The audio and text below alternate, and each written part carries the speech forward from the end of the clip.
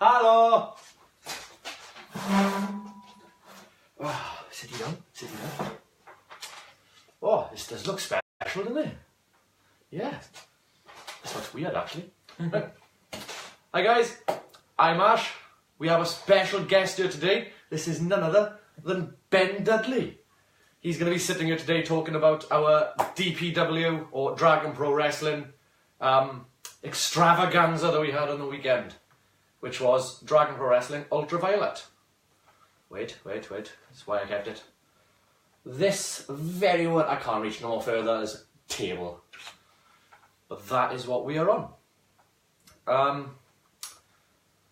I was going to quickly run through some stuff on the interwebby, internety stuffs, so I can tweet and share and do more to help connect with everybody that's watching, and we will be better set to go. But for some reason, I'm a little slow here.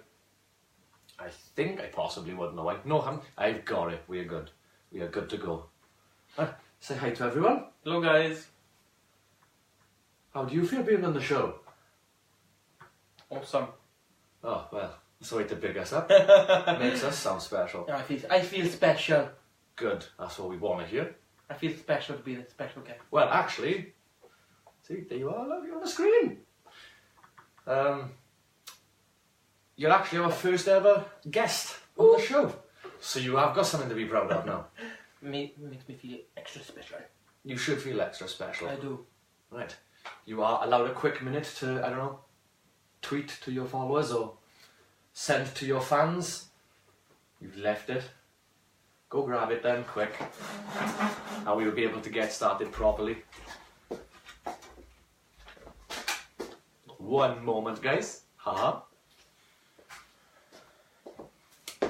It's a wee bit slow running here, as it normally is. Right. Hi guys. So now you can do your little tweets and your Facebook message out, and we will be pretty much good to go, I think. Let's find it. Yes, we can't.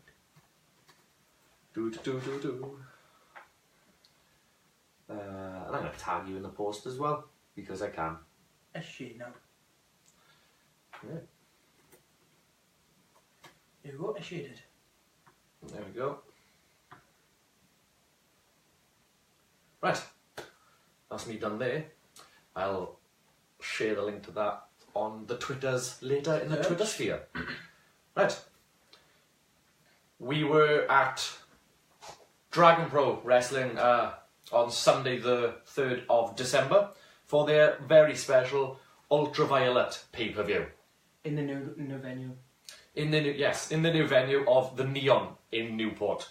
Normally they are in, what is it, the Rodney Parade? Forgot. Normally in Rodney Parade, but they've gone now, because they're getting a much bigger following, they've now gone up to the bigger arena, which is the Neon. And I think I think they couldn't have really chose a better time to have that show, really, because they had, well, some of the best, well, definitely, possibly, to me, I'd say the best match I've seen this year. But we'll get to that later, yes, because I was quite excited by said match. But we can start off at, right from the beginning, from where we went down to Newport. We had the VIP tickets, the VIP pass, and we got in and we got to meet a few of the superstars. Would you like to tell them who we got to meet? We got to meet Mark Andrews, Jimmy Havoc, Mike Bird. Who else did we meet? Oh, man like Bino. Bino. And who was your favourite person that you got to meet out of those four? Bino. Oh, he's a funny one. And yeah, you got photobomb twice, didn't you? Yeah, by Bino. By Bino and? Sophia and Ari. And which one are you most happy with getting jumped by? Bino. We were there. That's the second time we've met Mark Andrews now, yeah? Yeah. So that's the second time we've met Mark. And originally the main event for tonight was supposed to be Mark Andrews versus the WWE United Kingdom champion Pete Dunne. Pete had WWE reservations, so obviously could not make it. I was a bit gutted, Ben was a bit gutted, but he was replaced by none other than Jimmy fucking Havoc. And Ben didn't even know who Jimmy Havoc was until I told him basically to get on the YouTubes and find out about him. And instant fan. Yes. Instant. It's Jimmy Havoc. You know, I there's like no way not to be. I like my hardcore matches, and well, couldn't get any better than Jimmy Havoc, you know.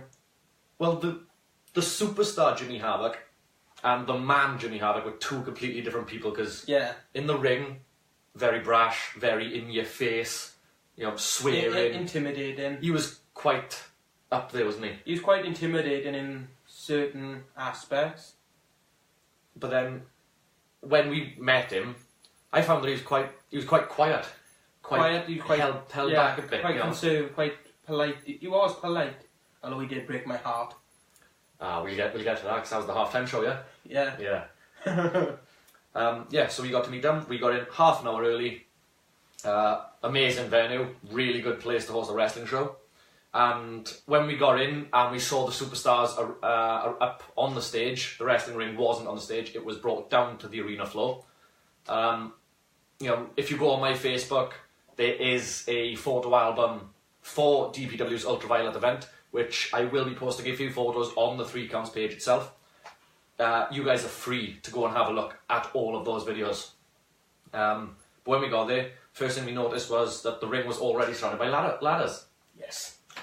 And the contract dangling. We already guessed as we entered that the first match of the night was going to be the Golden Opportunity ladder match. And that was a fatal 4-way, and it was one of the matches that was placed on the very poster.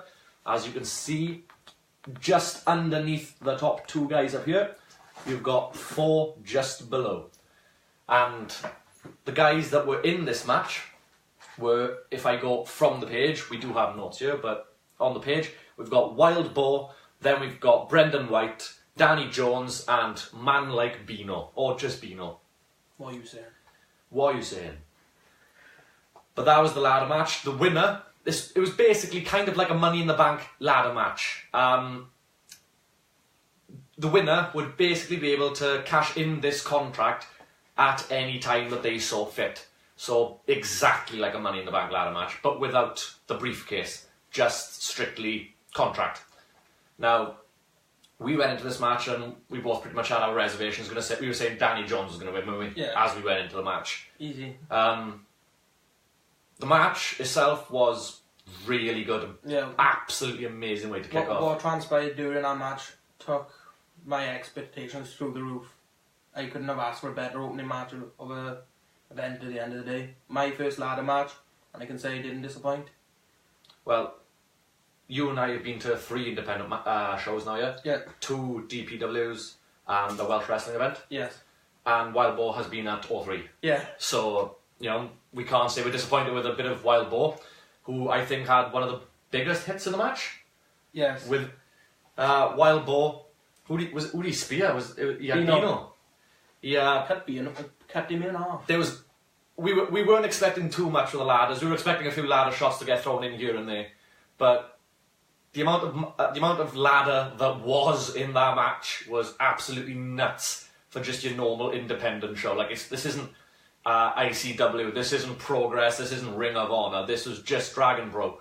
So we weren't expecting all that much, but these guys absolutely picked up the ball and they hoofed it straight out of the park.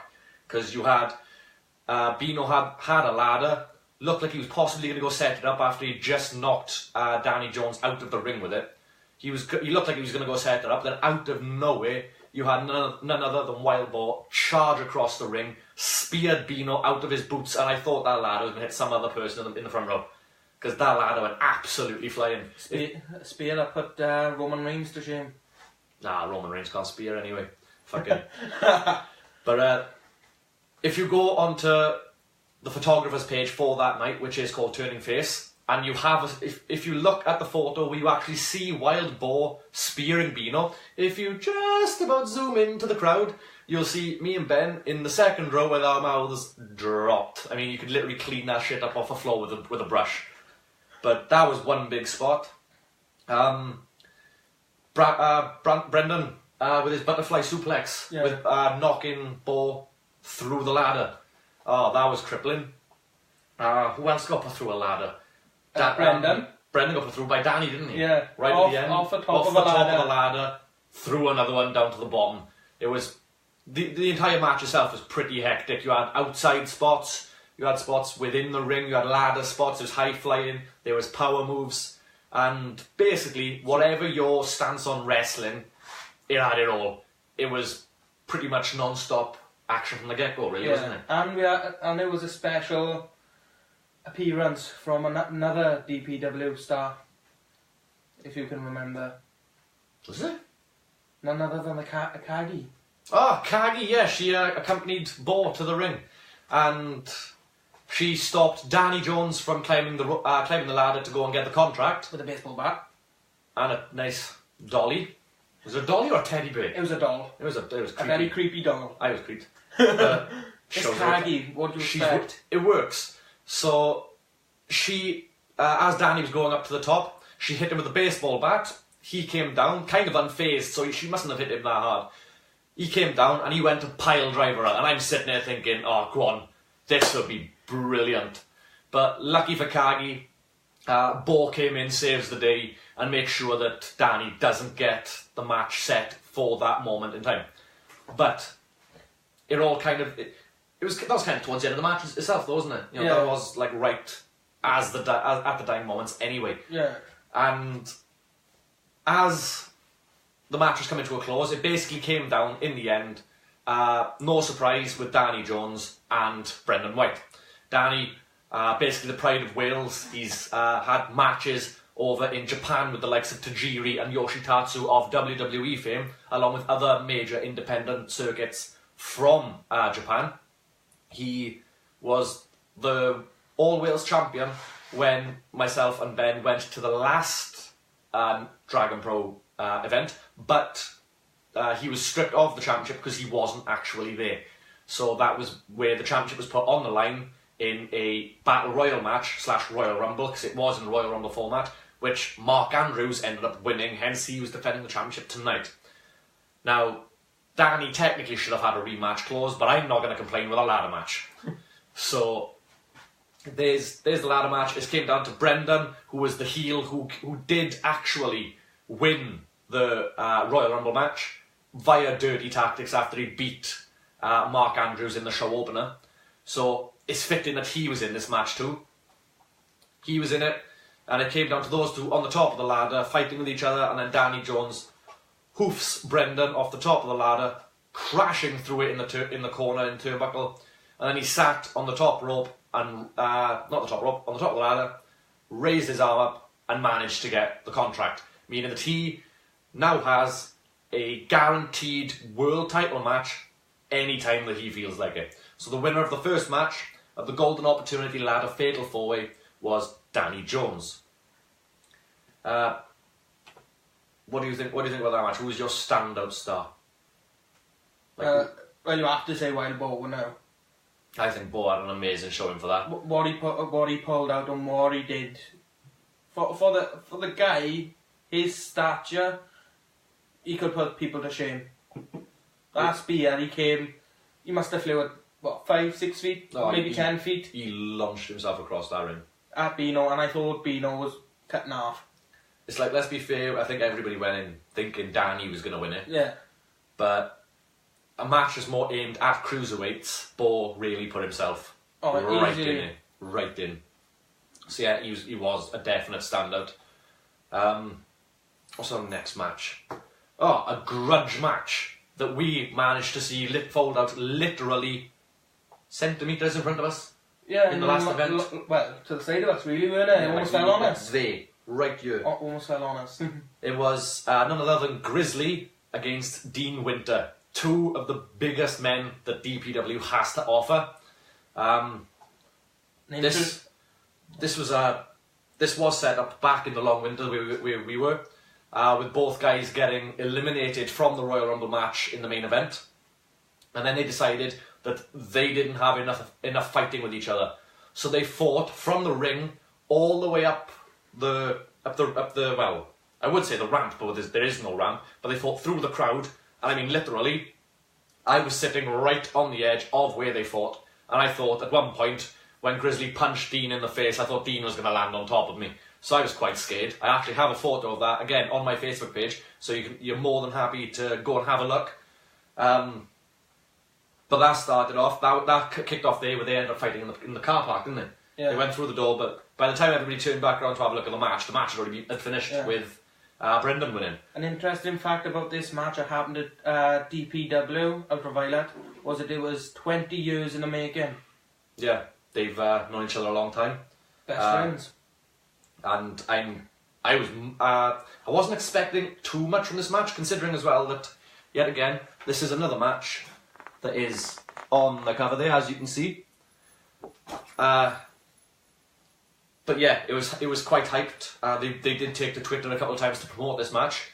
And to be fair, the first few minutes of that was really hard hitting, with nobody even going down to the floor. Like, they had a chopping contest where Grizzly's chops were absolutely thunderous. Unfortunately, Winter was wearing fluffy gloves, so when he was doing the chops, you couldn't exactly hear it, but every time Grizzly hit it, Christ, you could feel it in the crowd. Grizzly was taking the mick, getting the crowd to try and chant Game of Thrones chants, because Dean Winter does kind of look like a bit like Samwell Tarly from Game of Thrones.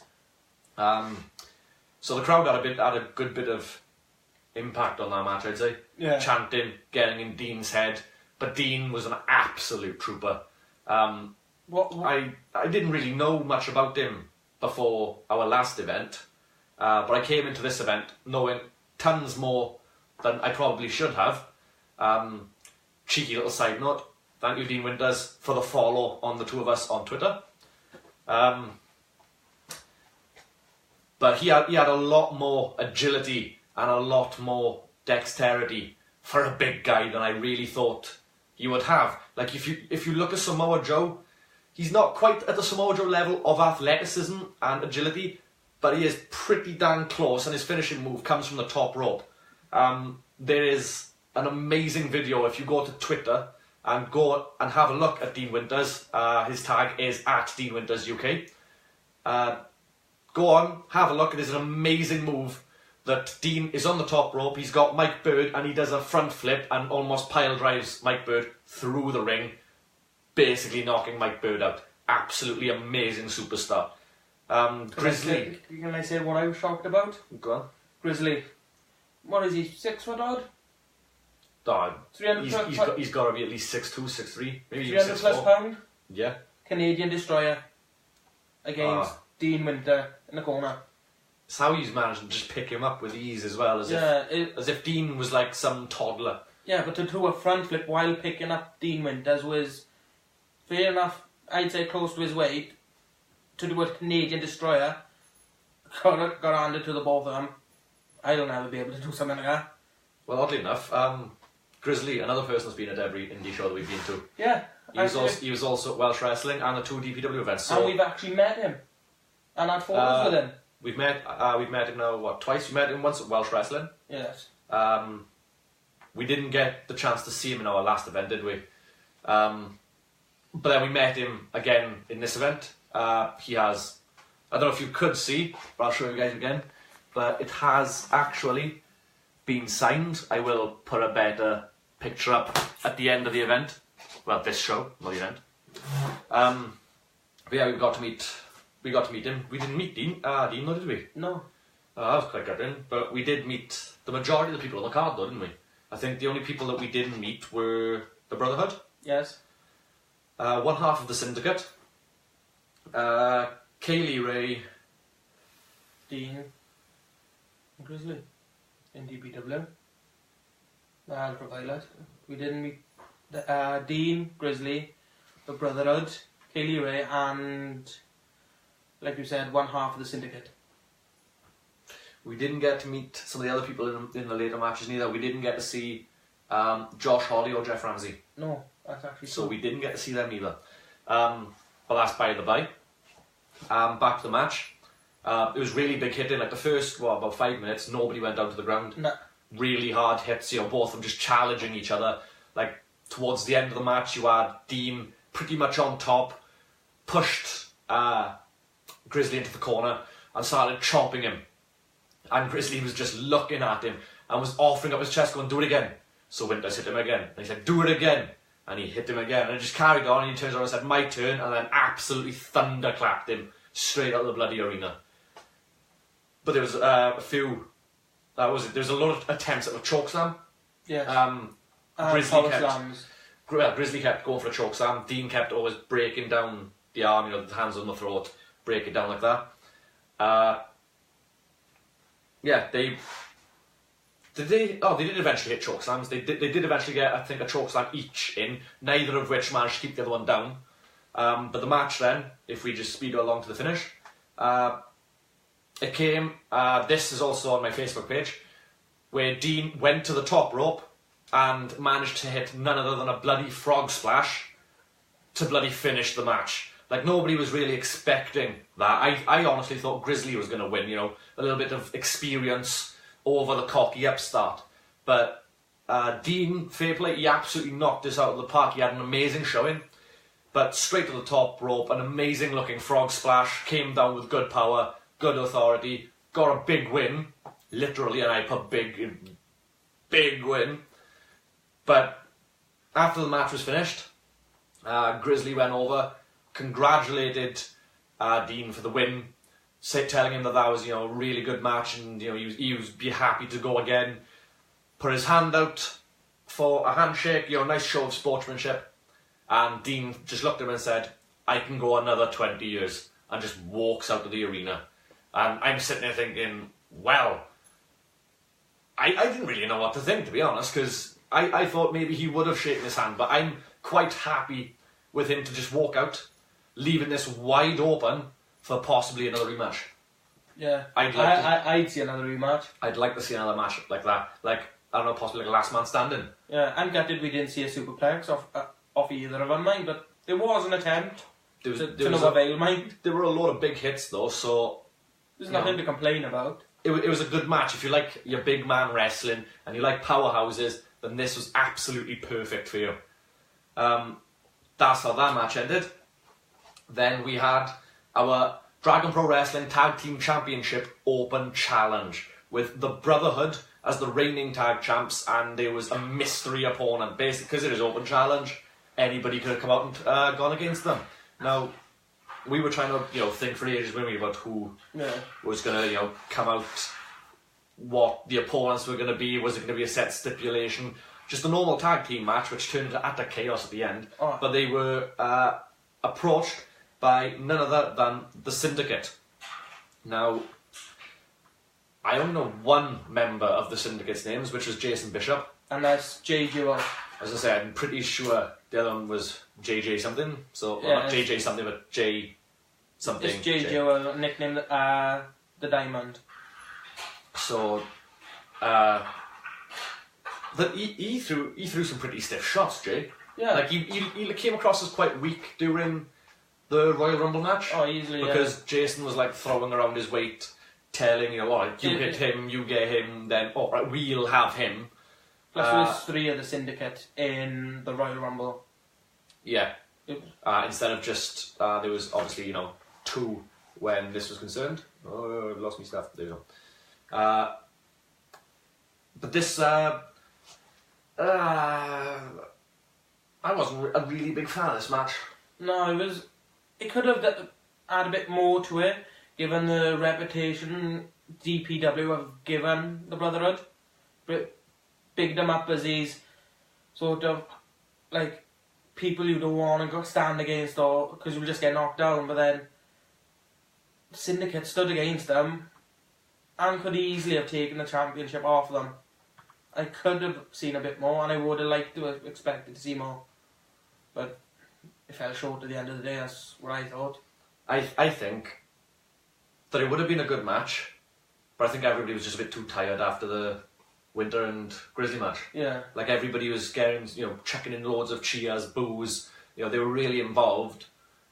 And I think when it came then to having the tag championship match, not many people were really into it. Like the spots weren't exactly all there. Like fair play, the guys did put on a show. They showed why they're there. The Brotherhood showed why they were going in as defending champions. But I felt like there was just something else needed. It's like there wasn't, like the fire wasn't quite there. Yeah. Like I know the crowd was chanting towards the Brotherhood saying, "Where's your passion gone?" But I think that actually was felt in the match as well, because they didn't feel like there was any passion there. Maybe the two teams could have, I don't know, worked a bit better together, because I feel that the championship match that we had at the Long Winter was a much better match. Easily. That was, and that was the Brotherhood. Who's that against? Bino and... Boy Like Sparky, that's his Twitter. Sparky, that's the one. His Twitter is Boy Like Sparky, I think it is, at Boy Like Sparky.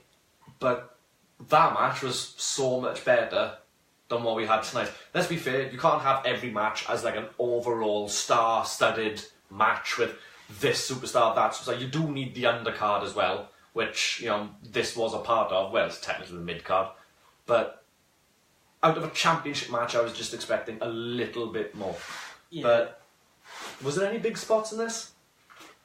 I don't think there were any big spots. No, there was a surprising moment where Jay went to kick one of the members of the Brotherhood, and they ducked out the way, and he actually ended up kicking Bishop. Yeah. And that's how the match was lost, because when he kicked Bishop rolled out to the ring, leaving Jay open to an attack from both members of the Brotherhood. And then at the end of the day, it was just wiped the floor with it. 1, 2, 3, over and done with. So that was a championship defence from the Brotherhood. So, that's one championship defence of the night. There's 2 championship matches. There was no women's championship match tonight. There was that. And then our final match before the half was the number 1 contenders triple threat for the women's championship between Kaylee Ray as the replacement for Viper, or if you are a solely WWE watcher, you will know her as Piper Niven from the Mae Young Classic earlier this year. She was replaced by Kaylee Ray, taking on the Freaky Princess, Sierra Loxton, and Sophia Ari. The Warrior Princess. Now, I like this match. I was looking forward to it. I really enjoyed this match. I was looking forward to it, and I can say that it didn't disappoint, because you can't really look from one event to the next, because the last event, Sophia and Sierra were both in a match, but it was a tag team match. But still, what I expected the same, maybe a bit more, but I couldn't have said anything different about that match, to be honest. It had everything in it. I think that tag team match from the last event was the match of the night. Easily. Easily. It's not often you get to sit there and say that a women's match was the best match of the night, and that's got nothing against women's wrestling, because I'm a massive fan of women's wrestling, but the way that women are unfortunately portrayed in the mainstream by the likes of WWE, it's just disappointing to see the way that some of the superstars, stuff like Charlotte, Sasha Banks, Becky Lynch, Bayley, all just not getting the sort of pushes they want and just being looked at as afterthoughts. But in Dragon Pro, they were really, really used well. Because who was in that match? That was Sophia and Sierra against Jetta and Kagi. And that was an amazing match, to the point where Jetta and Kagi were outside the ring, and Sophia and Sierra did a double suicide dive through the ropes, right in front of us. We were in the 3rd row. Yeah, doing that, and the barricade went backwards. It was my jaw at the ground. It was nuts. Sophia and Sierra are not your Bayley and your Sasha Banks build. They've got a bit of junk in a trunk. But I think they'd give Nia Jax a good run for their money. Oh, they would, yeah. I think that they'd definitely be able to go to WWE, for instance, and I think they'd both be able to put on a good match. Oh, easily. You cannot put down the chunkier female wrestlers, because sometimes they outshine even the thinner ones. They've got so much talent in DPW. It's just hard to compare them really with some of the other mainstream wrestlers I can think of. Well, it's like Kaylee Ray is a really big British name for British independent wrestling. She's wrestled on the likes of WCPW, which is now called Defiant. She's wrestled on ICW. She's wrestled all over the place. She was even in the Mae Young Classic, being eliminated in the first round. But no matter how big a star Kaylee Ray was, Sophia and Sierra really didn't look out of place fighting next to her. They looked like they deserved to be easily at a grand stage and showing why they deserve to be there. They've got that amount of talent, why you waste it? Give them more chances, like the matches against Kaylee Ray. Chuck them in and try and get more bookings for these higher up sort of independent female wrestlers. At the end of the day, they'll fit in, and I'll happily go and see that. And I'll pay to go see that, easily. It's like the match itself was a really good, amazing quality match to sit there through and really enjoy. It told a good story. Kaylee as the replacement, again, didn't look out of place coming down to DPW neither. As the replacement, she managed to fit right in, and she made it look like she really wanted to go for the DPW Women's Championship. Like, straight out the bat, she was the final entrant, because, Sophia came in first, then it was Sierra, then Kaylee. Ray came in, and while her music was still playing, she decided, what she do? I think she super kicked. She fucking hit someone. She super kicked Sierra. And, the match hadn't even officially started by that point, but they got straight into it, and what they did off the top rope, all three of them. Well, it was a good match from start to finish, with like massive spots, with one superstar taking out another to the point where they had to leave the ring for a breather. Then rolling back in to capitalise later, your normal triple threat style sort of matchup. But this just had a lot more sparkle, if you know what I mean. This had a much better, more unique feel to it than the normal triple threats or even your normal women's matches you would see probably anywhere else. This, was shown as like Kaylee started off as like quite the dominant one. I personally had a gut feeling that Kaylee might come in and win, but at the same time, like we both said, Kaylee was probably going to win it. Yeah. But at the same time, I had my reservations due to the fact that she was only a replacement. So I thought, well, no, maybe it might be one of the other two girls, but because I'd never seen either of the other girls in singles matchups before, I didn't exactly know what to expect from either, because they were both on a team last time we watched them fight. But DPW didn't let one female superstar outshine the other. DPW gave each and every one of them a fair fighting chance from what we could see. Even though Kaylee Ray is a lot higher up in sort of independent wrestling, and her name and everything is, DPW didn't want to outshine like the likes of Sophia and Sierra due to Kaylee's status at the end of the day, which I personally liked, because it gives them a chance to show what other people what they are made of. Well, it gives a good spotlight on the Dragon Pro Training Academy as well, because both the women train there, hone their craft in Newport, and it's just good to see homegrown talent. Like, it's amazing all the time to see your Kaylee Rays, your Jimmy Havertz, your Mark Andrews. It's always good to see superstars of that calibre on your show, but it's also really good then to see more of your homegrown superstars rising through the ranks, which is like the problem that WWE has now at the moment, where all of their big superstars are being outsourced from other companies. Finn Balor, Shinsuke Nakamura, Bobby Roode, all the likes have come elsewhere. They're not really building anybody up from NXT that is there already. If they're in NXT and they become a champion, from anywhere from the last 2 years to now, have been a really big independent superstar elsewhere. They haven't really grown anybody else up to your likes of, like, I don't know, Big E. He's a homegrown. Bo Dallas, stuff like that. But Dragon Pro showed tonight well, you'll even seen a little bit how much better the homegrown talent within Wales really is.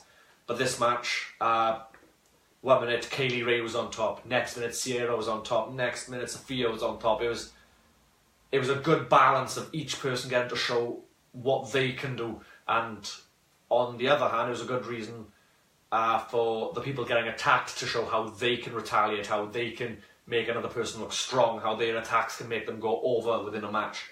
But the highlight of the night, well, not the night of the match, was that big, I don't even know what to call it. Well, Sierra was in like a tree of woe sort of position, and then you had Kaylee Ray on the top on rope. the top rope, and then Sophia was on like the second rope, wasn't she? Second rope, going to do some sort of superplex on Kaylee Ray for Sierra to like sort of grab up, and came up underneath her legs. Yeah, and did some sort of like power bomb or German suplex. Yeah, and just took the two of them off, which she eventually got off of. That wasn't the final part of the match because Sierra did actually get up and hits the finisher and then does actually get a pin, but it wasn't a pin over Sophia. She got a pin over Kaylee Ray. Yeah, which is yet again surprising, but I'm grateful they did that at the end of the day, because, like you said, it's showing the talent of homegrown superstars at the end of the day.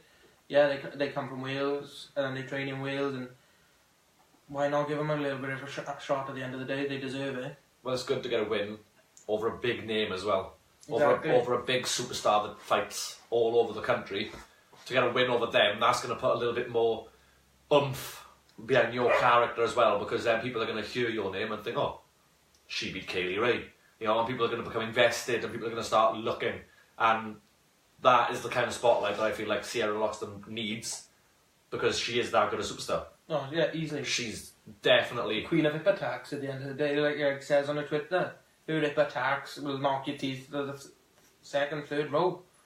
But that was like really good, hard-hitting match. You don't, most of the time in like WWE, like not so much nowadays, you get to see people, the women, they only have like a 2-minute match and they're basically pulling each other's hair and giving wedgies and crap like that. But then you looked at, if you were to go to Dragon Pro, all of the women hit just as, if not harder, than most of the men. And that was on full force here tonight. And I thoroughly enjoyed that triple threat. The winner of that, Sierra Loxton, who now gets a women's championship match against Jetta. I'm guessing probably at the next event, I'm going to say, which is apparently in February. No details have been released yet though. But that was the first half. Then basically, as all first halves go, you go toilet and stuff. Stuff you want for. Well, we went and we got more autographs. Yes. Where you almost cried because of Jimmy Havoc. Yeah, Jimmy Havoc broke my heart. Go on, tell him your story of woe. Go on, tell them a story, Mr. Bard. My poor broken heart. It all started, at the beginning of the night, like Ash said, we had these posters given to us due to being VIPs for the superstars to sign. I had Jimmy Havoc and all the rest at the beginning sign my poster. I was really chuffed about it. And then some twonk dude in the first half decided, oh, I'll destroy Ben's dreams and I'll ruin his poster with a nice glass of Coke. So me finding out now, I'm quite upset that it's destroyed, so to speak. So I go and I ask another DPW representative if I can replace mine due to it being ruined and I've been a VIP. So I get a replacement and I go around everyone who previously signed my poster beginning of the night until I come to Mr. Jimmy Havoc, who I ask to sign my poster just like everybody else has, and he told me no, that I would have to pay for a second autograph. Seeing my face, he actually told other superstars he likes to see the face on people that when you shoot them down in flames. And at the end of the day, it broke my heart. He's a good heel. He is a good heel, but that's what he's there for. Yeah, but what he did to a little kid was even worse than what he did to me. Now that was just funny. Yeah, but it was cruelly funny. But it's Jimmy Havoc. If he's not... Oh, that was funny. Just a quick side note. When the woman behind us, she had about 3 or 4 kids with her. Yeah. And people were chanting, were saying chants with like, you know, swear words in it. And I heard her in the back behind us saying, this is a family show. It's PG only. And I'm sitting there thinking, she's never seen a Jimmy Havoc match in her life. It didn't happen in Jimmy Havoc. It was Kaylee Ray. It was the triple threat. Yeah, I know that. But she's never seen a Jimmy Havoc match. Yeah. The fact is that one of his chants is Jimmy fucking Havoc. Not just that, he tells the fans to fuck off. He flips a bird. Puss one of these right in your mush. And she's sitting there going, no swearing, no PG, family show, kids. And it's like, well, by the time the main event comes around, you might want to take them home. So... Yeah, but to turn on and blatantly tell a kid no, straight-faced, upset him, and for that kid to walk away for another superstar to actually call him back and say he was only joking is kind of cruel. It was funny though. But how straight-faced he was. It was Mark Andrews who called that little kid back. Bless his cotton socks. But I did manage to buy a nice little Prezi. I did buy the Jimmy Havoc 2018 calendar. And as you can see, it is signed by him also. I was going to buy one of these off of Jimmy Havoc's page. But, you know, I was reluctant to. I don't know why, but I just was. But then when I was there, and I was standing at the souvenirs table, and I saw Jimmy there all up in his gear and everything. He didn't have t-shirts with him though. Oh. I'm really upset. I wanted a t-shirt. His t-shirts. I'd buy one off his page next time I get paid. But I went over and I saw it, and I just went over, asked him how much it was. He told me. I gave him the money, and he gave me the autograph. And shook me and goes, "Didn't I give you one of these already?" I was like, "Yeah." And he turns around and he goes, "Don't go selling these now." And I was like, "Ooh." I'm not going to sell it. I love Jimmy Havoc. But it was really good though, because you get the little cards as well, don't you, on your seat advertising the event. So basically, one of these, but about that big. It's only small. And you had like little kids and like other people turn around, they had the superstars sign that instead. But I got a bigger version, so I don't care. Who did we have signing in the first half break? In the first half, Jimmy was there. Mark was there. Sophia and Sierra were there. Bronco. Brendan, I never got Brendan's autograph though. I did. I got loads of others.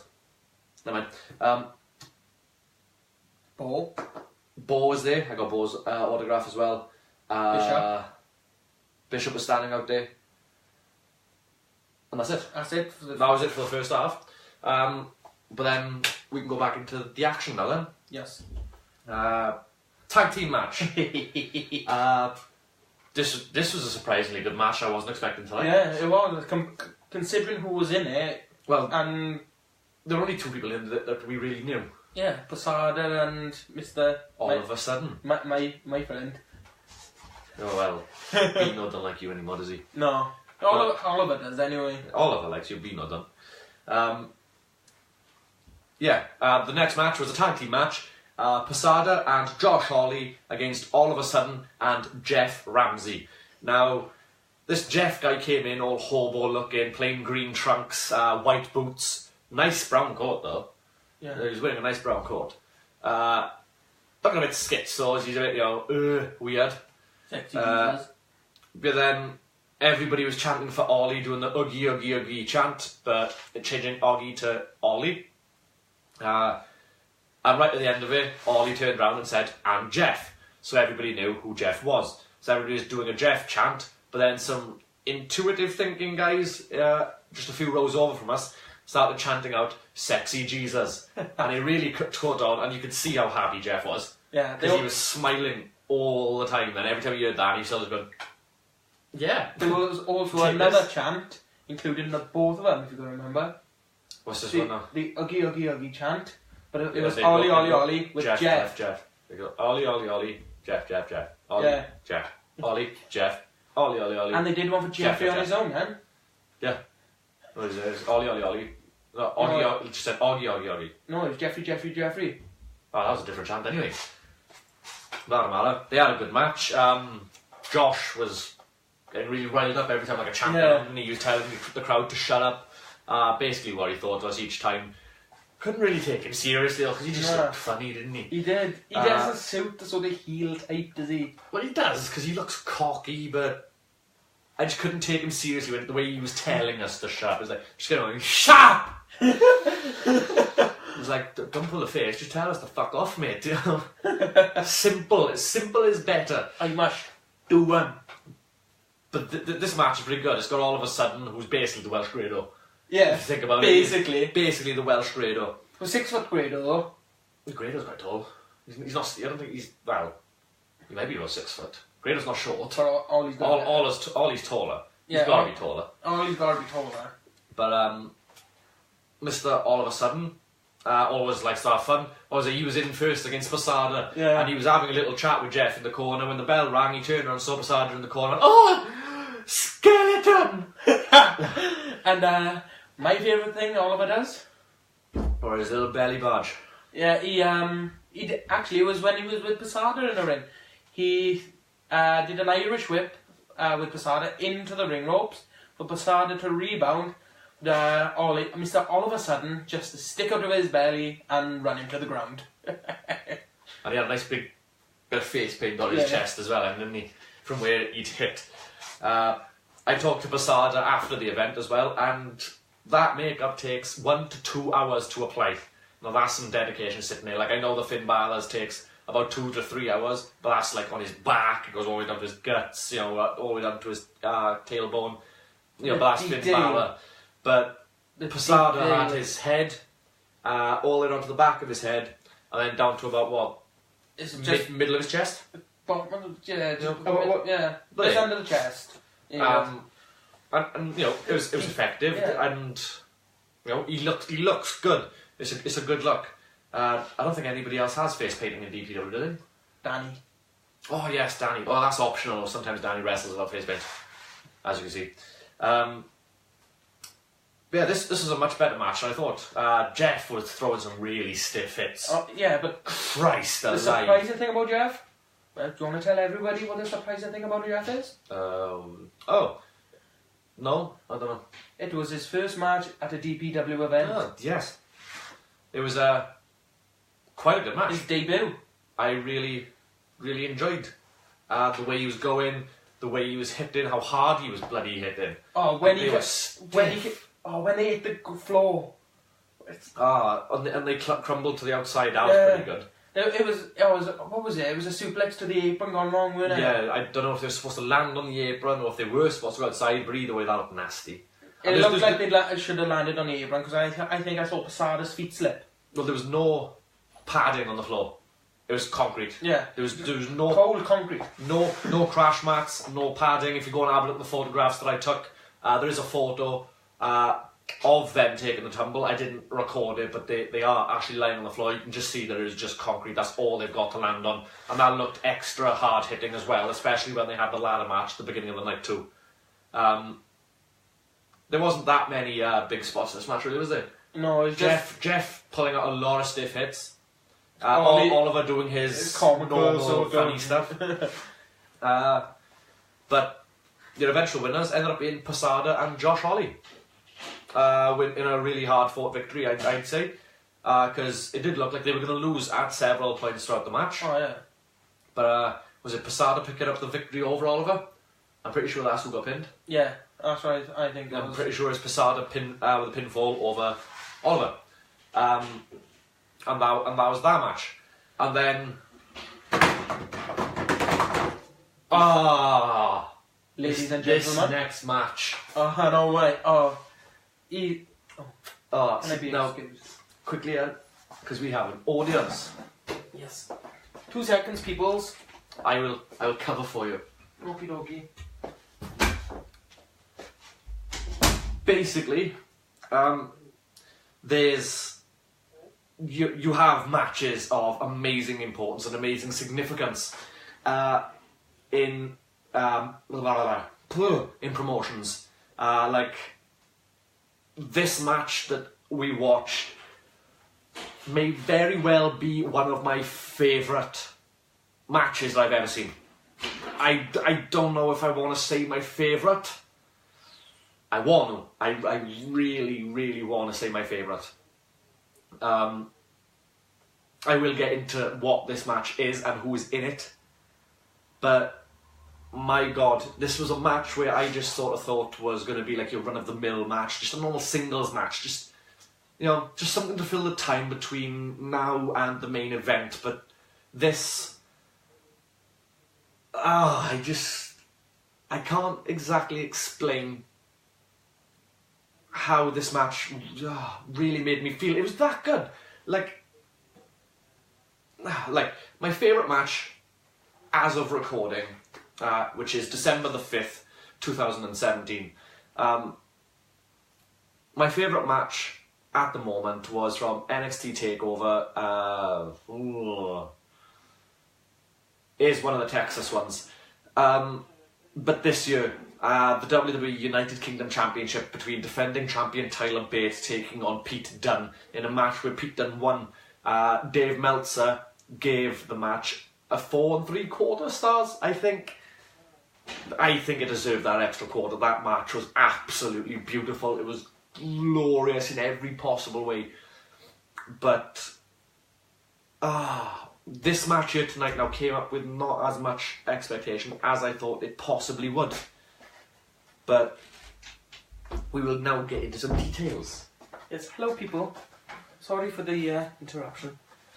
But I haven't told them what the match is. I've just been saying what my favourite match is, because I really don't know if this match might be possibly my favourite match I've ever seen.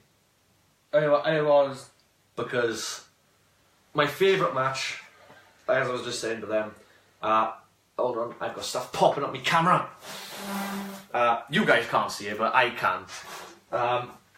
So like I was saying, my favourite match as of recording is from NXT TakeOver this year. I can't remember which one it was though. But it was from Texas. Either way, the WWE United Kingdom Championship between defending champion Tyler Bate taking on Pete Dunne. Oh, a good match. Where Pete Dunne won. And that is my favourite match that I've seen so far. But this match was absolutely gorgeous. For an independent match, it was like mentor against mentee.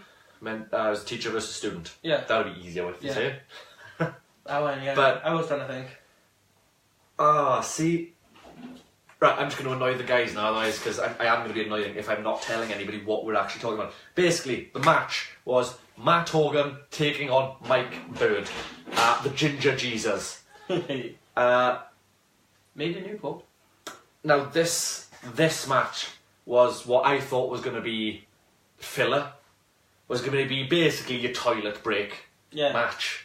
You know, I did get up at the beginning of the match. I didn't go to the toilet, but I went and got drinks, didn't I? Yeah. So I did take a nice photograph of the crowd, showing out how full the arena was. But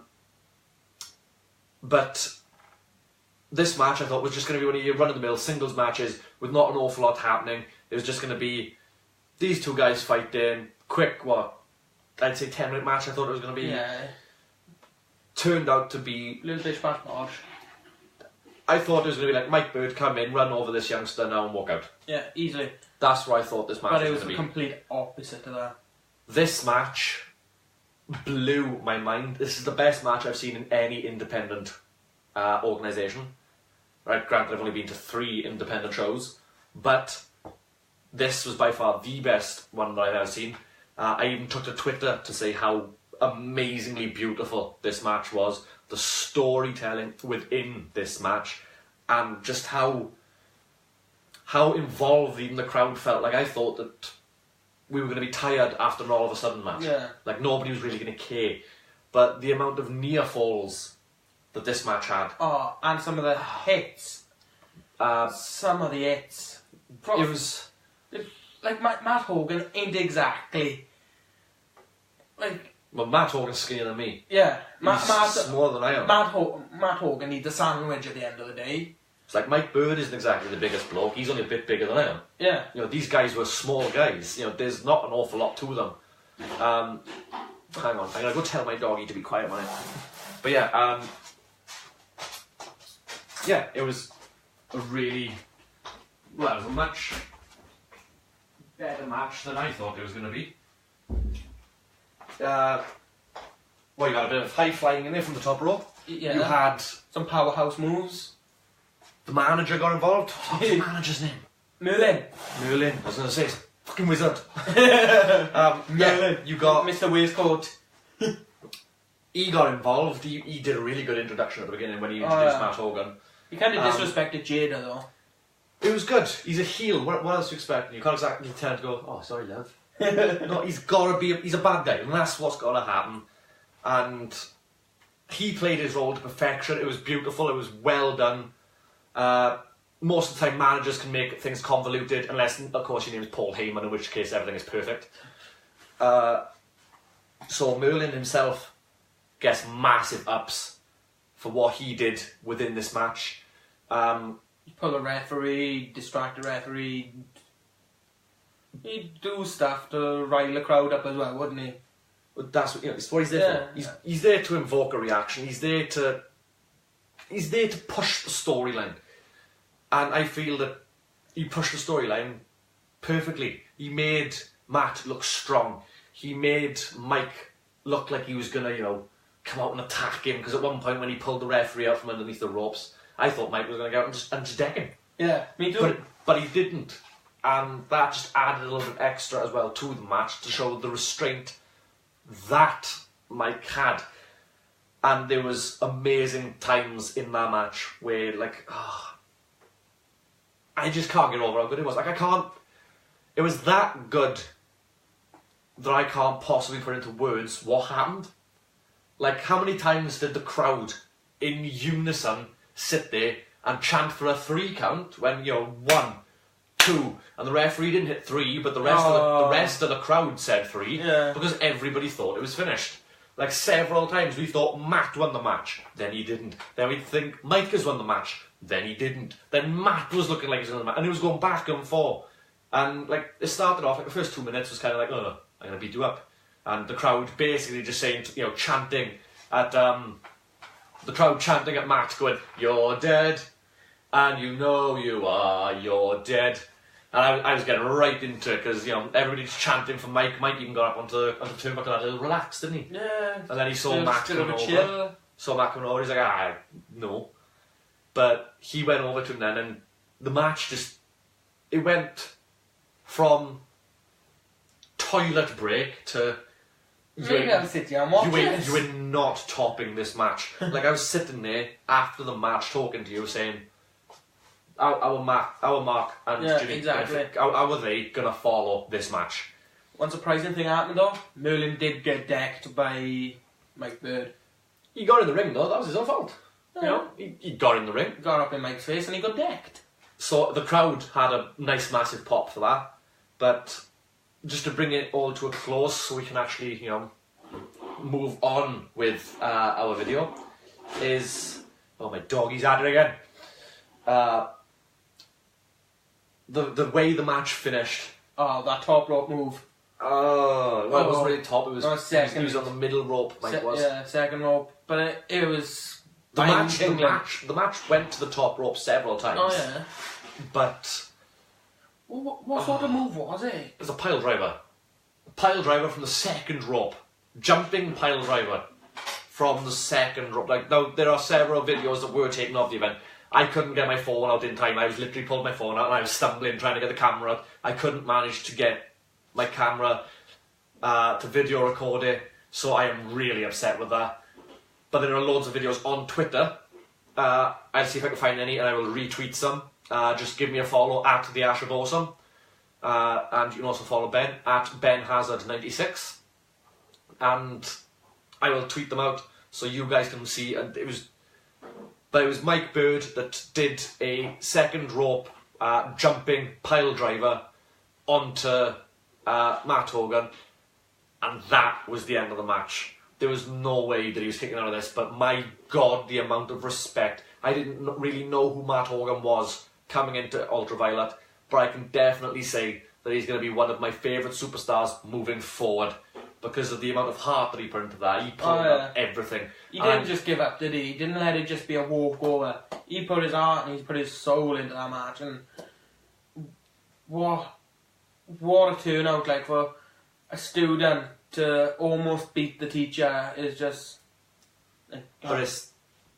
but that... Yeah, I can't... Speechless. That for me was the match of the night. I don't care who you put in the main event. You could have had Undertaker walk out and you would not have topped that. But that stole it. That was a straight 5-star match, and if we can find any sort of way to get this match to Dave Meltzer, we need to get it out to him, because he needs to see this and see exactly what's happening within British wrestling that is not Progress or ICW. But that's all the matches. This brings us up to our main event. The All Wales Championship. No disqualification match. Yes. Between none other than All Wales champion Mark Andrews from WWE, TNA, Progress. You know who Mark Andrews is by now. Taking on none other than the King of the Goths, Jimmy fucking Havoc. Now, I was excited for the prospect of seeing Mark Andrews taking on Pete Dunne for the championship. Now, that itself seemed exciting for me. Yeah, I liked the match in the UK Championship in WWE. But I would have loved to have seen that live. But unfortunately, due to other responsibilities within WWE, Pete Dunne couldn't make it. So he was replaced. He wasn't replaced by Jimmy first off, was he? No, and we wouldn't have known this because he was announced. Jimmy was announced. The other person was not. But let me just go get the evidence, because I do have evidence. Sorry about leaving the camera and everything all the time, but I will still keep talking to you. I just literally need to stick my head around this door here. Ooh, magic door. Door of darkness. But yeah, basically, it was less slip on this here little bit of paper, which is the miniaturized version of that sheet there. Basically, the original match card, we think, not confirmed, I know, we think was going to be Mark Andrews versus Travis Banks. Now, this is probably going to be backwards to you guys, but we'll try and flip it around at some point. But that is what we think the card was supposed to look like. But then it ended up being Andrews and Jimmy Havoc. Now, I would have been happy with either of those matches, because well, I'm going to go out on a limb here, Ben, and say you don't know who Travis Banks is. I don't know. No. Travis Banks is the current Progress World Champion. He beat Pete Dunne for the championship. Oh, nice. So Travis Banks is quite a big name. So I would have been happy with that, but I am more happy with the fact that they got Jimmy Havoc, because I've followed Jimmy Havoc for a lot longer. Oh, excuse me. I've loved Jimmy Havoc for a long time, and when I saw that he was the replacement, I just absolutely lost my shit. Sent it to you in the group message as well. I was like, Uzi. You have to go and watch him. Uzi. Because it's Jimmy Havoc, you know. When you get presented with an opportunity to, you know, I really don't want to sound bad, but the main reason that I really wanted to see Mark Andrews versus Pete Dunne was just so I could see the UK Championship, in all honesty. That was going to be an amazing opportunity to just get to see this. What, the All Wales Championship? Yeah. Oh, that's a nice championship, but I wanted to see the UK. Yeah, that's the one thing that I was gutted at when they turned around and said that Pete Dunne wasn't going to be there. Alright, yeah, I was really gutted that they were going to be chucking someone else into the match. Like, I thought at first when they said that he wasn't going to be able to make it, I thought that they were going to turn around and just chuck in any random Joe that we didn't know, you know, arse and tit about. And that kind of upset me. But they turned around then and chucked an all-star independent guy, Progress's biggest superstar, Jimmy Havoc in. And that was it. Now, in this match, well, it's good to note that Jimmy came in first and he stood there with his full, you know, face mask and everything on. Yeah, big call. You know, stood in the centre of the ring. And then when Mark came out, I've never seen Jimmy stare down someone so intently before. Didn't take his eyes off him, even when he went to the mat and started banging a mat. Jimmy just stayed staring in the eyes. Staring at him. Stayed. He was 1,000-yard stage, just dead, cold. Didn't take, you know, doesn't matter where Mark went in the ring, he'd follow up on the top rope, you know, cheering to the crowd down on the floor. Didn't really matter. But Jimmy was dead set. Just followed him bloody everywhere, and that made the match feel bigger. Yeah. Just from the outset. I really liked, you know, there's some small details like that that make a match just feel a lot more intense, a lot more intense. Like, I'm gonna kill you. Like, you know, you don't take your eyes off somebody you don't like. Now, there's a little bit of backstory between Mark Andrews and Jimmy Havoc from Back in Progress. When Jimmy Havoc first started, he didn't look like a goth. He dressed all in white hair, short snaky, looked really weird. Got cheered all the time, but he didn't win a single match. But then when he decided then to turn heel and start, you know, thinking, well, fuck this, his first win was against none other than Mark Andrews. So there's a nice little bit of backstory for you guys, in case you didn't know, but I thought that was interesting. I didn't know. No, well, you've just learned something here today, haven't you? Yes. Well, there was a reason for me coming here today then. Well, not only to feel extra special, but to learn something. Yeah, see? It's an informative show. You know, I do have a load more shows coming up for you guys as well, where I will be educating you on some forms of wrestling. Don't take my word for it all the time, though. You can always check Wikipedia, because we'll know how trustworthy that site is. Because anybody, like your mother, can fucking edit it, so who cares? But yeah, this match was dubbed as a no disqualifications match, and there was a steel chair sitting ominously outside the ring the entire night, with no one sitting on it and nobody using it neither. Just staring at us, asking to be used. And then when Jimmy got outside the ring, for some bloody reason, the ref started counting to 10. It's like, why are you going to have a count out in a no DQ match? Like, alright, I can get it. You're not technically getting disqualified. Yeah. But why would you have a count out in that reason? You know, I just wouldn't see the point. Just let them go out and fight anyway. In the end, well, Jimmy stood outside until like the count of 7, didn't he? Shouting, come on, Mark. About 8, 9-ish. It was quite late. It was quite late. Either way, he was outside the ring saying, you know, come on, Mark, fucking get out. Yeah, come and fucking fight me. I'm going to be using a lot of expletives now because it's Jimmy. Jimmy swears. Using a lot of expletives. Telling your Mark, get out, you're fucking out. And the referee's just still counting. So Jimmy got inside, and I'm pretty sure then when he rolled in and they got into a lock-up, you know, grappled, Jimmy, you know, whispered to Mark, you know, let's fight outside. And Mark, you know, he must have agreed because they did fight outside. To the point where there was a really funny situation where they did use the chair. They did use a the red chair. one. Yeah, but it wasn't the one we saw. No, it was they actually took one from the crowd. They set it up, you know, in a nice little position. Jimmy sat Mark on it. Jimmy then ran all the way around the ring with the whole crowd going, oh. And then when he got around, then he's going to think he's going to drop kick him. Just stood there, poking in the eyes. So then that resulted then in Mark doing a similar thing. He sat Jimmy on the seat. He ran around the ring again. The crowd did the whole oh shtick. And as he got around, he drop kicked him, and Jimmy went flying. Yeah. Was there a drop kick or was it a senton? I think he drop kicked him. No, it was He might have sat on him. It was sort of a sit down. Either way, you were flying. No, because Mark went with the chair and Jimmy. Either way, you were flying. Yeah. So, you know, fun. Then they fought on the stage. Yes. Where we did get to see a suplex with Mark hitting Jimmy with a suplex on the stage. I did get that on video. That is on my page. That was pretty cool, but then that was about as extreme as match got. Yeah. As, you know, the referee must have, you know, heard off Mark, you know, alright, we're going to go outside, we're going to fight out there. But then it didn't really go anywhere else around the realm of no DQ. Like, I know that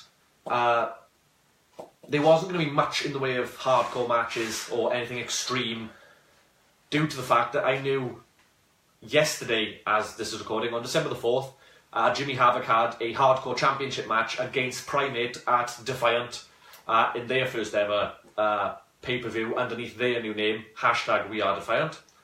And, well, Jimmy lost that last night against Private. They did have a drinking contest in the ring though, and playing slapsies. It was pretty good to watch. I'll have to watch it. That was pretty good to watch.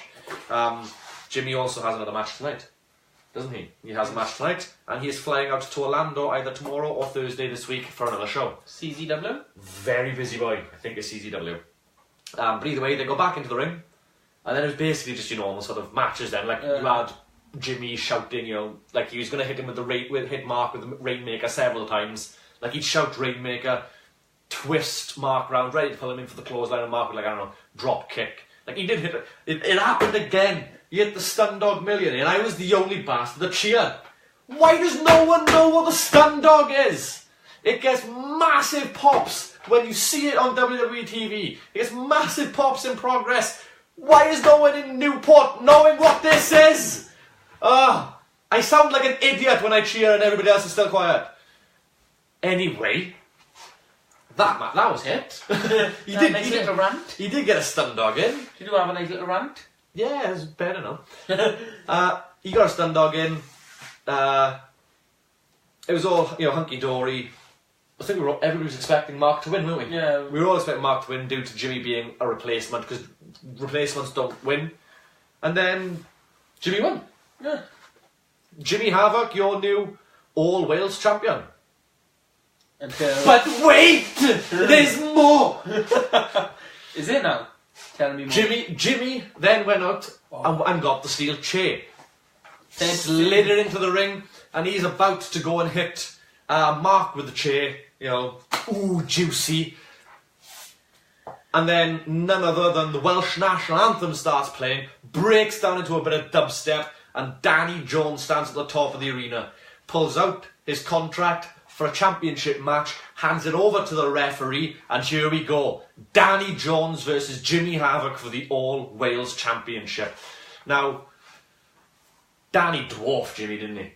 Yeah. I'm taller than Jimmy. I didn't know that. I did not know that. I'm taller than Jimmy Havoc. Sorry, Jimmy. And Mark. Hey. That's taller than both of those. It's not every day you get to say that about wrestlers. But they were he was in the ring. He got in. Like, Jimmy did get a little bit of offense in, didn't he? Yeah, he did it for about 30 seconds worth of offense in, but then Danny just absolutely mushed Jimmy out with a massive pile driver. Yeah. Boom, bang, straight down. I've got two photos on my Facebook. One where he's got Jimmy up in the air, like literally he's jumped in the air. This isn't just a normal sit down sort of normal pile driver. He jumps. I've got the image of them clearing the floor, and the second one where they've hit the floor and you can just see Jimmy sort of crumpling into a little ball. So that was quite entertaining to watch. Danny rolls Jimmy over, 3 count, new champion. Yeah. Jimmy Havoc is your shortest reigning DPW Always champion. Nobody's held the championship for less time than that. To my knowledge, I don't think they've ever had a championship change hands that quick. It was a good match. We said it happened, didn't we? Well, I said it right at the very beginning of the match. Why would you put that on there and then make the guys, you know, the fans, wait so long for that comeuppance? But now, hopefully, Jimmy's got a rematch clause. Mark has a rematch clause. Maybe we see a triple threat in February. I'd go to that. That'd be a one-on. That's a match I really would want Danny to win. I'd need Danny to win that. Like Extreme Rules was what it's Well, if it's triple threat, yeah, it's going to be there's no disqualification triple threat match. What sort of stipulation in that triple threat would you like to see? I'd be happy to just see just a normal triple threat match. Because that gives Jimmy the chance to just hit any sort of illegal moves that he wants to hit. It gives Mark the chance to go and hit all of his high flying stuff, and it gives Danny just a chance to just go sit down. He is a giant, don't he? You know? I stood next to him for a photo. He dwarfed me. You know, it was a good way to end the night. Like the match, the Havoc Andrews match. You know, I was expecting a bit more from it. I gotta be honest. Yeah.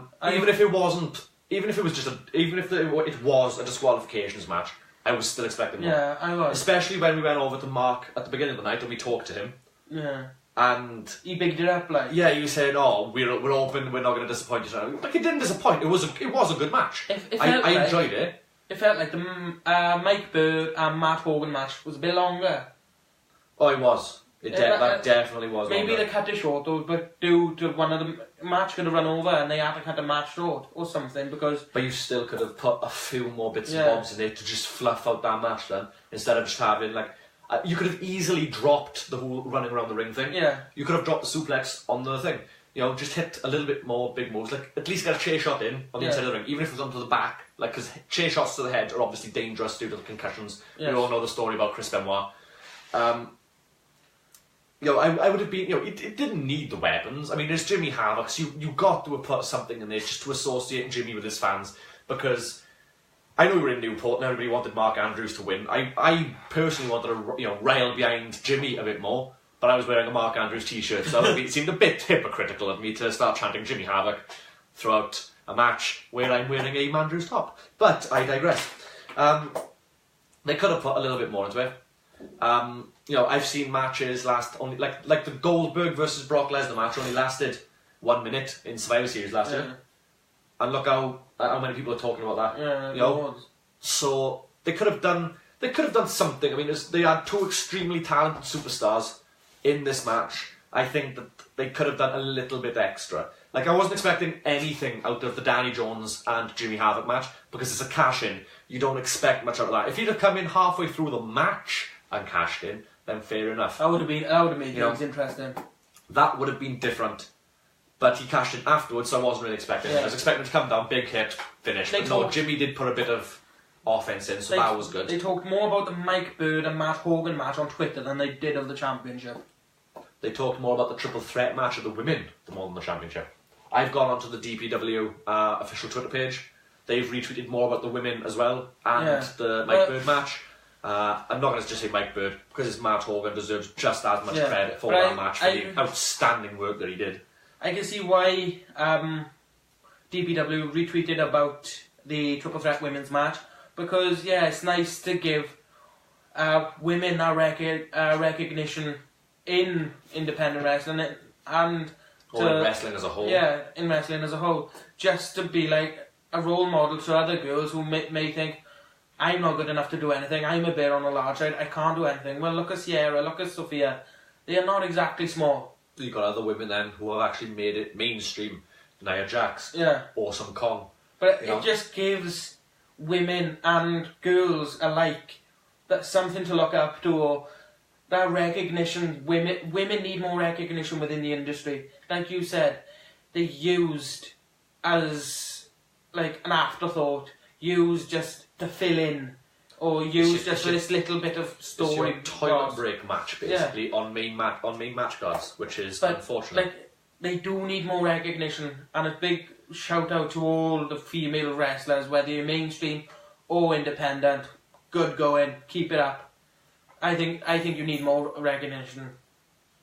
Well, that's already bigged up now for the match for the championship. We've seen Sierra as a singles contender in a triple threat, but it'd be nice just to see her one-on-one. Yeah. But she is so talented. It's unbelievable. Like you said, she didn't knock out the place, neither did Sophia against Kaylee Ray. And Kaylee Ray is a bigger superstar than Nolan. Her name is more recognised. If you went out and said, "Oh, I watch Kaylee Ray," people would know that, who she is and what she's done and what she's accomplished. You go out and say, "I've just watched Sierra Loxton at DPW Ultraviolet," people will ask who she is.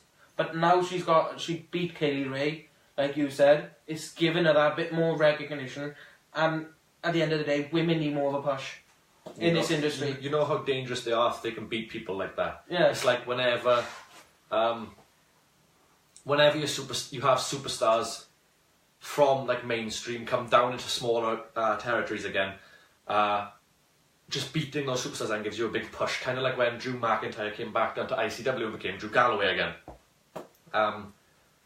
The recognition each superstar got then for beating Drew was massive. It's the same thing when Gail Kim left TNA to go to work in WWE and went back to TNA.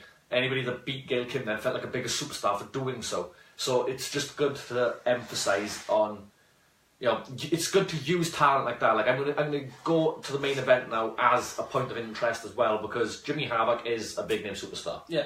You know, in the independent scene, he's a big name superstar. If you turn around and ask who Danny Jones is, you ain't gonna really come up with an answer unless you've been to a Dragon Pro event. Maybe he is quite a big superstar. He is now big in Japan. So congratulations to Danny Jones on that.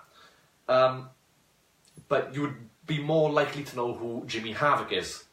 And the fact that Danny Jones managed to win his championship back now, I'm thinking it's his second reign. It could be more, but two at least that I know of. And he won it from Jimmy Havoc and made Jimmy Havoc have the shortest reign in the night. In the 12 year reign that the company's had now. And that in of itself is a nice feat. He won 2 matches in the night as well. A ladder match and a championship match. Not everybody gets to say that they can do that. And he had a massive pop when he came out. The fans loved him as well. We managed to get a photograph with him afterwards and the championship. Who got the championship first though? Well, you could say the championship first. I had the Welsh Wrestling one, which is technically bigger title. Yeah. But heavier too. But it was good as well. Mark rolled into the ring, and Mark even passed the torch over to Danny Jones by getting in, congratulating him and raising Danny Jones' hand. Jimmy Havoc by this point had left and gone backstage. You know, it was kind of expected. He left, he went backstage, left Mark Andrews and Danny Jones in the ring to celebrate. Then Mark left Danny Jones in the ring on his own. Danny Jones celebrated, and that was it for the show.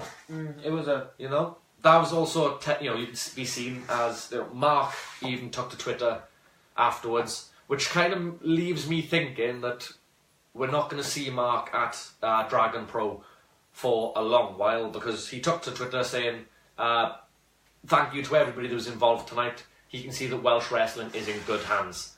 So that kind of shows he's going somewhere. Maybe WWE have actually got a good start now on this UK division, obviously based in the UK. Or is Pete, Tyler, Mark, Wolfgang, Trent, all of that, are they going to be going over to NXT to start honing their craft? We don't know, but that tweet on its own kind of shows that Mark is going to be disappearing from Dragon Pro for a while. So, I don't know if you knew that one. No, but if that is true then, which your info wasn't really true. Well, it's coming it from is the a source. nice sort of thing then, like you said, to pass the torch on from one major superstar to another. He's the original. It gives him a bit, like, it's all about recognition at the end of the day when you come up against a bigger superstar, or when you get, when you celebrate or have the torch passed you by a bigger superstar. It's all about that recognition. Someone knows about you being defeating Jimmy Havoc, or getting a belt passed you by Mark Andrews. You never know, them bigger independent circuits might actually think, ooh, if he's good enough to go against Mark Andrews, if he's good enough to go against Jimmy Havoc, then why can't we book him? And you see him then on a bigger circuit. It's just going to open up a lot of doors now for the superstars that were here. I'd like to see somebody like, I don't know, I'd like to see Bino on ICW, for instance. I'd love to see something like that. I wouldn't mind seeing all of a sudden taking on Grado. I'd like to see a bit more with Bo. Well, Bo's been on ICW. He's been on Progress. Bo's even got his own DVD. Yeah, I was going to buy it. So, that is all there for everyone to go and have a look at. The best of Bo. But there's a lot of Jimmy Havoc match now as well. Bo versus Jimmy Havoc, yeah. But yeah, it's just good to see them all, passing the torch along to the younger ones, because not only that, I tweeted after the event the whole Mike Bird Hogan match. Bo retweeted it, Wild Bo retweeted it, and not only that, he quoted it, and in the tweet he mentioned that nobody in DPW works harder than Matt Hogan, saying that he's finally starting to get the recognition that he deserves, and that he's going to deserve all the attention coming towards him, like he's going to be everyone's favourite superstar of 2018. So obviously they're possibly planning some big things for Matt Hogan. Give him a nice little push, like get him that recognition. Mike Bird even turned around and gave a good bit of recognition for Matt Hogan. Matt Hogan replied to that, asking for a rematch. So that I would like to see. I'd like to see a rematch. I'd love to see Bird Hogan Part 2. But then Merlin? you can chuck him in. That, that was just And a that's a match. bit different, like. But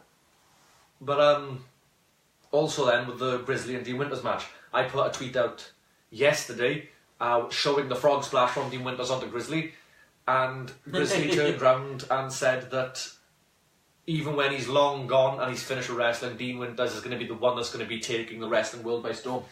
Hashtag 305 Live. I thought that was brilliant. That was from Dragon Pro that tweeted that one. Yeah. But I thought it was really good how there's so much respect within that locker room. Whereas if you look at like WWE, yeah, they're a family, but they do have arguments. They have some that don't like this person, that person doesn't like this one, or we'll keep you out of the locker room. But from what I've seen of Dragon Pro, it feels like a family. They're all training together, they spend a lot of time together, you can see the respect and the love that they all have for each other, and that's what I like to see within my wrestling. Yeah. It's like, I know that it's fake, and, everything you see on screen, is when they're being a bad guy. Like we said earlier, Jimmy Havoc is an arsehole in the ring. But when we were talking to him, he was one of the nicest people I've talked to. Yeah. When he broke my heart. He was quite quiet, he was well spoken, he didn't want, he was quite restrained, and I really liked it. Yeah, it's nice to see that sort of split then. You keep one personality for one thing and then another personality for that thing. Well, he's tried killing people in wrestling matches.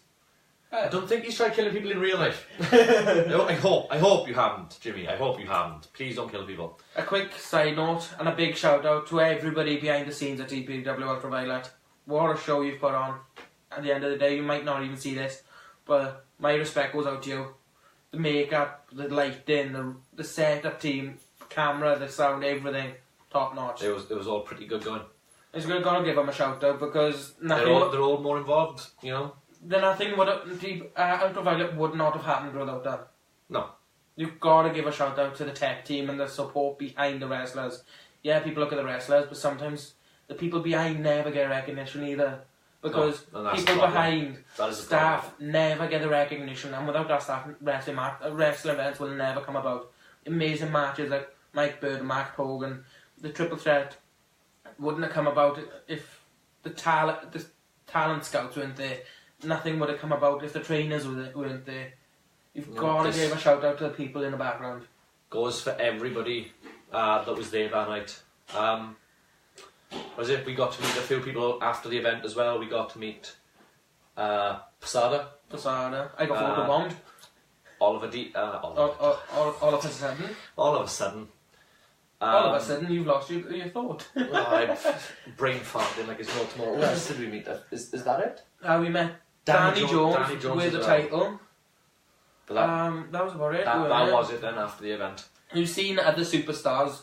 We did see Danny Jones during the half as well. Yeah, but you see other superstars after the event, but they didn't want to know no fans for no love, no money, which they could have put that. Yeah, I know you've just had a match, you want to get home, but show your fans. Yeah, you might be a heel and you don't want to be fan associated, but still just to say hello or something, not just to blank your fans would it be nice. Well, mention no names to any of the superstars, but that happens with some superstars, but that's just them. Quick side note as well, in case anybody would like to see what happened at Dragon Pro Wrestling Ultraviolet, I sent a tweet out last night to Dragon Pro asking if they were possibly going to be releasing this on DVD. They've never done one of their events on DVD before, so I thought, why not? We may as well give her a go. And I tweeted at them and asking if they're going to put a DVD out. I said I'm more than happy, I'm more than willing to pay to relive that night.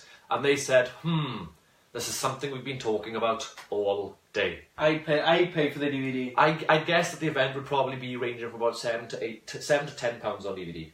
Yeah. And if you've got to deliver it, I'd say up to £15 for delivery or something. I'd pay it. I get it. I would 100% get it. And we're in the second row as well, right on the main side of the ring as well. So you'll probably be seeing a lot of us if you buy the DVD, which I do highly recommend. Because they did show the camera towards us a few times doing chants and stuff. They did. And his ass going all crazy. They did. But I'd highly recommend buying the DVD. Superstar of the night for you? Male or female? Or do you want to do both? No, just on a whole. Go on. One ball. That's your superstar of the night. That's shit he came out with and stuff he pulled off.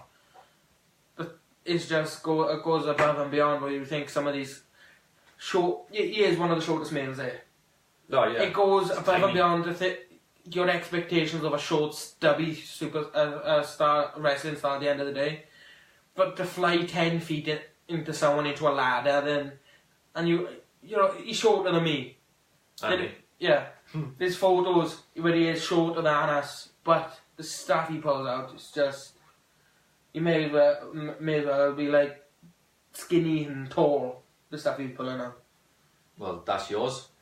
I'm gonna say that my superstar of the night is Matt Hogan. Oh yeah, that is another close. That's gotta be a good Matt match. Hogan is my superstar of the night because even though he lost that match against Mike Bird, I don't think that.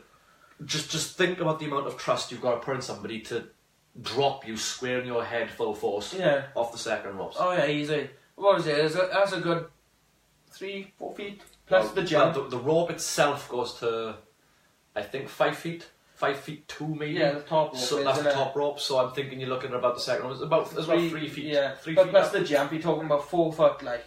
You know, that's quite a drop to take while somebody's holding you and crashing you on your head. And you go forward. But that's not. It's not just for the bump that he took, but for the action and the amount of heart he put. The amount of stuff that he did within that match. You know, not taken away from Mike Bird, because everybody will talk about Mike Bird because he won the match, but Matt Hogan is the one that took the beating. He's the one that looked amazingly strong, kicking out clean from most of those pinfalls as well, not allowing Merlin to take the entire spotlight from Matt Hogan. But my superstar of the night, that's a good mention. Is Matt Hogan. Yeah, Matt Hogan. But that's about everything I think we can say for now. Yeah. I'm going to get up now because I need to go over there to the camera because the camera's on the other end of the room. It's quite far away. But yeah, I've been Ash. I've been Ben. This has been your Dragon Pro Wrestling Ultraviolet roundtable event. On the 3 count, you can follow me on Twitter at the Ash of Awesome. You can follow Ben at Ben Hazard 96. Follow the page, give us a like. Got any questions, drop them down below. Send them in via personal messages. Twitter, doesn't really matter. You can find me across all forms of social media with the Ash of Awesome. Doesn't matter what it is. Snapchat, Xbox, Facebook, Twitter, it's all there. But yeah, that's been that. This has been your Dragon Pro Wrestling Ultraviolet roundtable event. Let me swing you around here. I'm back. And this is the 3 count. And we shall see you soon. Toodle.